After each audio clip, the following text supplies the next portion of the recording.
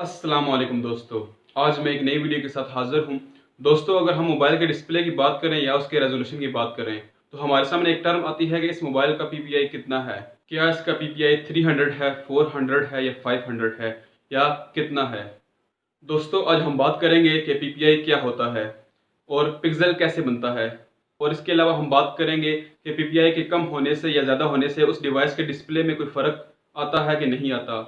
और हम बात करेंगे कि पीपीआई के कम होने से या ज़्यादा होने से डिवाइस के प्राइस टैग में कोई डिफरेंस आता है कि नहीं। तो चलिए दोस्तों, इस वीडियो को करते हैं स्टार्ट।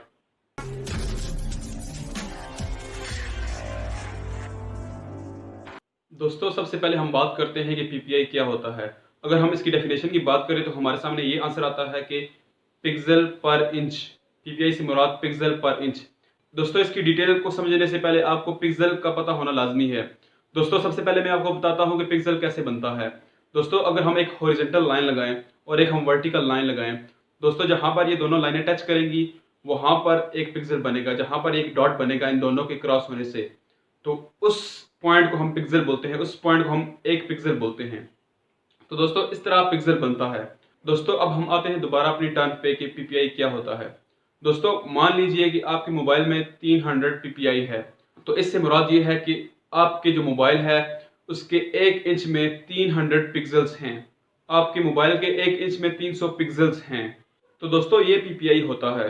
दोस्तों, अब हम बात करते हैं कि पीपीआई के कम होने से या ज़्यादा होने से मोबाइल के डिस्प्ले में क्या डिफरेंस नज़र आता है।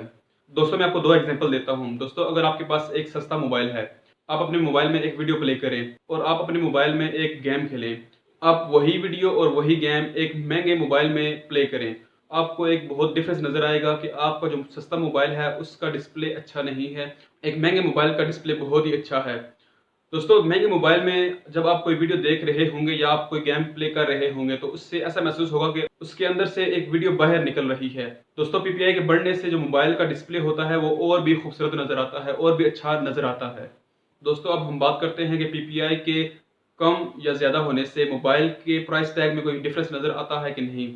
दोस्तों, अगर आप एक ब्रांडेड मोबाइल की बात करें जैसे कि सैमसंग और आईफोन, दोस्तों इन मोबाइल का जो पीपीआई होता है वो तकरीबन 500 से लेकर 600 तक जाता है।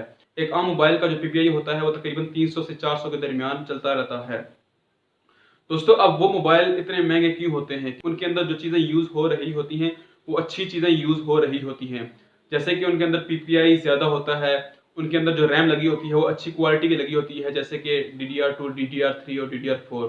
दोस्तों, अब हम बात करते हैं कैमरे की। दोस्तों, आपने देखा होगा कि आपके पास जो मोबाइल है, सस्ता वाला मोबाइल, उसका कैमरा 32 मेगापिक्सल फ्रंट कैमरा होता है।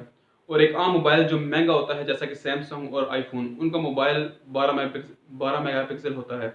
दोस्तों, अगर आप उस 32 मेगापिक्सल के मोबाइल से फ़ोटो लें और आईफ़ोन के 12 मेगापिक्सल से फ़ोटो लें, तो दोस्तों वो आईफ़ोन का 12 मेगापिक्सल आपके उस 32 मेगापिक्सल से अच्छा होगा, क्योंकि उसके अंदर जो पीपीआई यूज़ हुआ है वो अच्छी क्वालिटी का यूज़ हुआ है, उसके अंदर जो पीपीआई लगा हुआ है वो ज़्यादा यूज़ हुआ है। तो इस वजह से उसकी फ़ोटो अच्छी आती है। तो दोस्तों, ये डिफ़रेंस था पीपीआई का कम होने से या ज़्यादा होने से।